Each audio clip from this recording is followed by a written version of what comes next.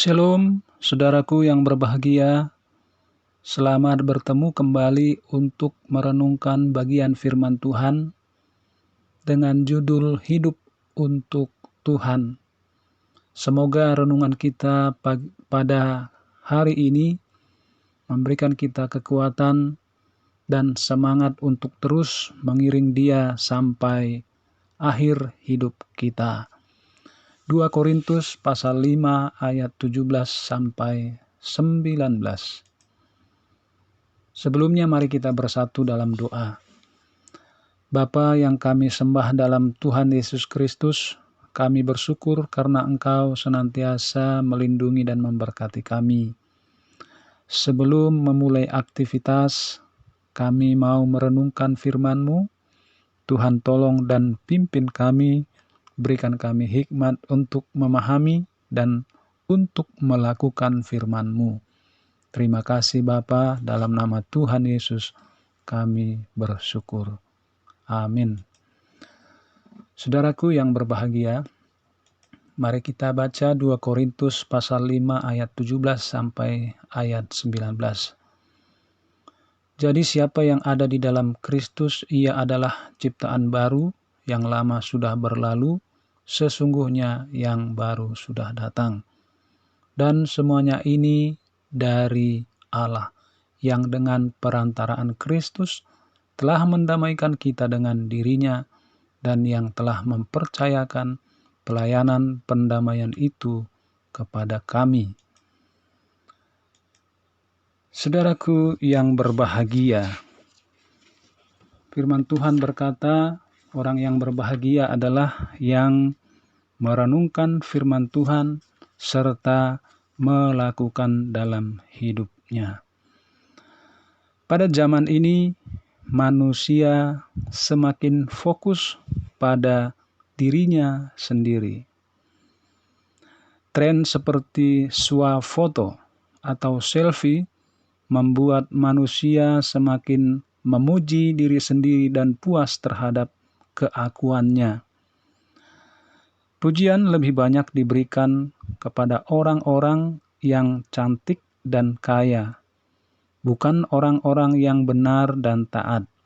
Hal ini terjadi karena manusia terjebak dan terpenjara oleh berbagai hal duniawi. Istilahnya bisa dikatakan self-center. Saudaraku yang berbahagia, mari kita sadari bahwa hidup ini adalah anugerah Tuhan. Kita menjalaninya dengan kekuatan dari Tuhan hingga kelak kita menghadap kepadanya. Hidup kita telah ditebus dengan bayaran yang sangat mahal, darah yang mahal, yang tidak bisa dibeli secara materi, karena darah Kristus yang suci itu dikorbankan di kayu salib untuk menebus orang-orang berdosa. Dengan demikian, sudah seharusnya kita tidak lagi hidup untuk diri sendiri, melainkan hidup untuk kemuliaan nama Tuhan. Itu terdapat di ayat 15. Secara tidak sadar, hidup hanya untuk dirinya sendiri, berusaha mencukupi kebutuhan sendiri dan sedapat mungkin hanya berelasi dengan orang lain untuk sesuatu yang menguntungkan. Demikian juga orang baik. Perbuatan baik dilakukan karena memberi rasa nyaman untuk dirinya, bukan murni karena kasih. Pelayanan pun belum tentu murni karena cinta kepada Tuhan. Bisa saja seseorang melayani untuk membanggakan diri, supaya diakui orang, supaya dilihat orang, rohani, dan lain sebagainya. Nah, saudaraku yang berbahagia, siapapun yang ada dalam Kristus, ia adalah ciptaan baru. Ia akan bermegah karena kemuliaan Allah, mampu menguasai diri, lalu mengakui adanya kuasa dari kasih Kristus. Seperti inilah diri kita yang semestinya ketika kita percaya kepada Tuhan. Kita tidak ingin berdamai dengan keinginan daging yang memaksa kita melakukan berbagai hal yang tidak disukai Tuhan. Kita harus berdamai dengan Allah sehingga segenap pelayanan kita, pelayanan yang kita terima dari Kristus dan kita jalankan dengan penuh ketaatan. Saudaraku yang berbahagia, setiap orang yang ada di dalam Kristus, ia adalah ciptaan yang baru.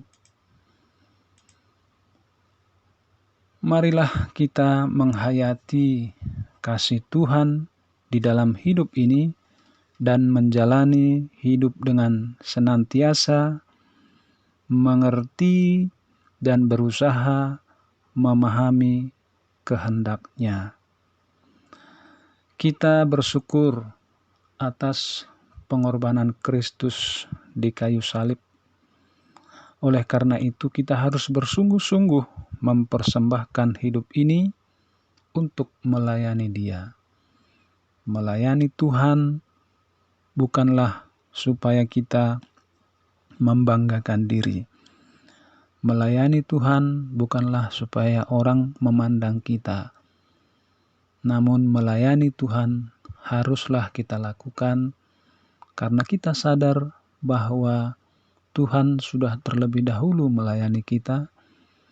Tuhan Yesus telah mati di kayu salib, mengorbankan dirinya bagi kita, orang-orang yang berdosa, di mana seharusnya kitalah yang harus binasa, tapi Kristus menggantikannya di kayu salib. Oleh karena itu, marilah kita taat dan sungguh-sungguh menyerahkan hidup untuk melayani Dia. Haleluya. Amin. Mari kita bersatu dalam doa.